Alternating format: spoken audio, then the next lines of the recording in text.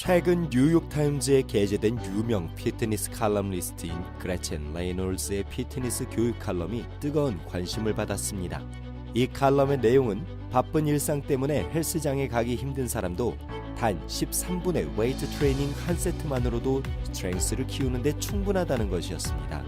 그레첸 레이놀즈는 사람들이 더 건강한 삶을 누릴 수 있도록 조언과 정보를 주는 데 큰 활약을 한 저명인사에게 수여하는 쇼리 어워즈 소셜 피트니스 수상 후보이기도 합니다. 이 칼럼은 대부분의 사람이 근육 사이즈 그리고 근력과 근지구력을 키우기 위해서는 일주일에 3번 정도는 헬스장에 들러서 세트당 8에서 12회의 반복수로 종목당 최소한 3세트를 운동해야 한다.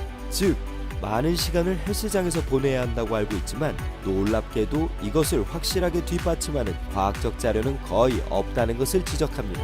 또한 이런 논리를 뒷받침하는 연구 결과의 대부분이 웨이트에 아직 익숙하지 않은 입문자를 대상으로 연구한 자료라고 밝혔습니다. 따라서 웨이트 트레이닝에 익숙해진 뒤에 지속적으로 근육을 더 크게 그리고 강하게 만들기 위하여 얼마나 많은 양의 웨이트 트레이닝을 해야 하는지 확인하기 위해 최근 실시된 연구 결과를 소개하였습니다.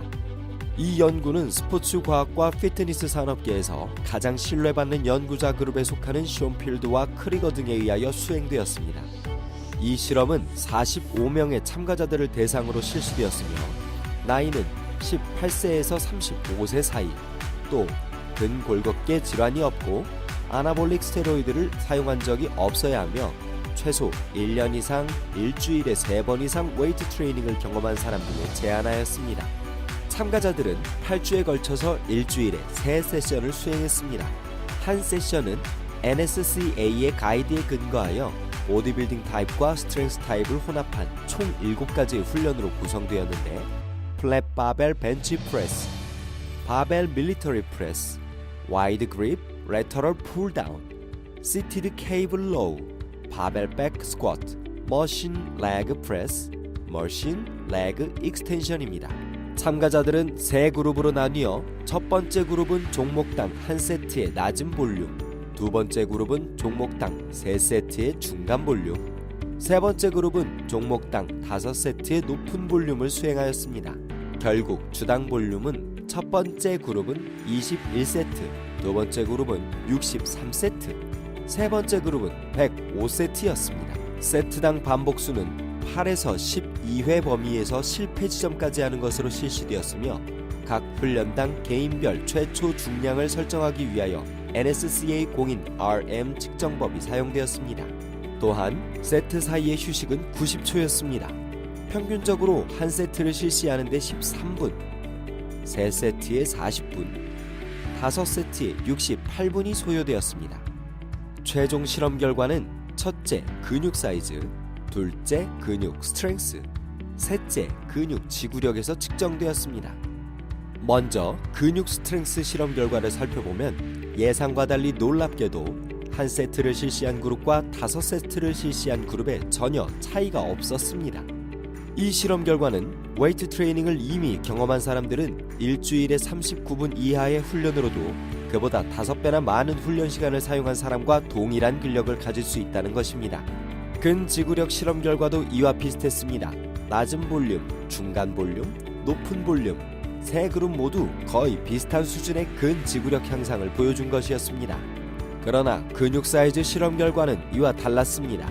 초음파를 이용한 검사 결과 5세트를 수행한 그룹의 근육 두께가 한 세트를 수행한 그룹보다 훨씬 두꺼워진 것입니다.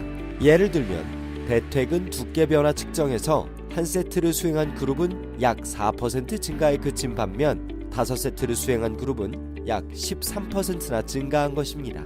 최종적으로 이 결과는 다음과 같은 중요한 암시를 주고 있습니다. 웨이트 트레이닝 경험이 있는 사람은 일주일에 3회 그리고 1회에 단 13분의 훈련만으로도 근육 스트렝스 성장을 가져올 수 있습니다. 심지어 훨씬 더 많은 시간을 웨이트 트레이닝에 소모하는 사람과 거의 같은 수준의 스트렝스를 가져올 수 있습니다.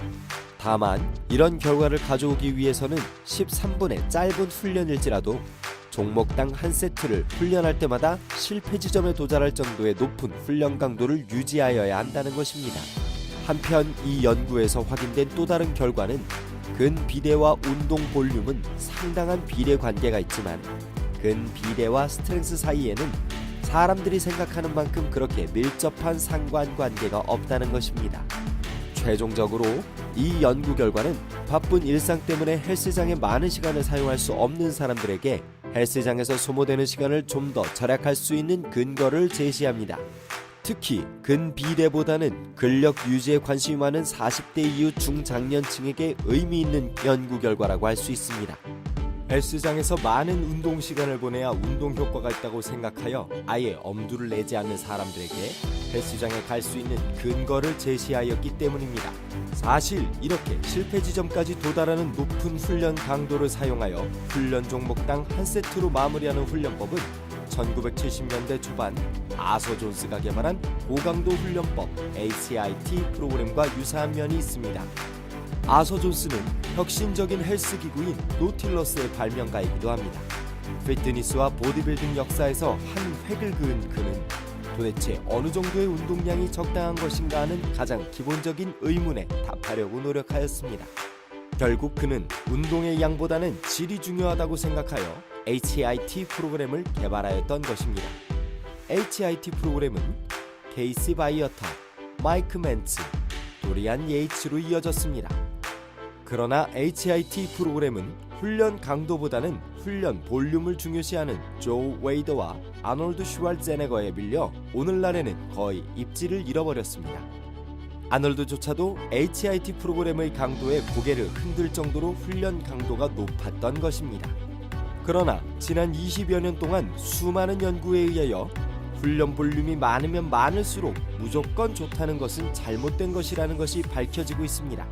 특히 스트렝스와 관련해서는 작은 훈련 볼륨으로도 스트렝스를 충분히 유지 또는 성장시킬 수 있다는 많은 논문이 있습니다.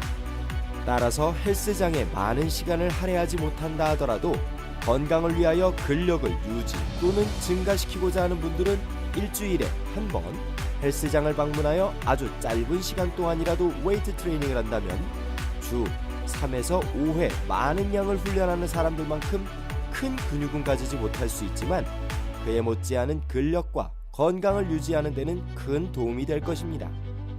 웨이트 트레이닝에서는 많은 것이 아닐 수 있으며 적은 것이 아닐 수도 있는 것입니다.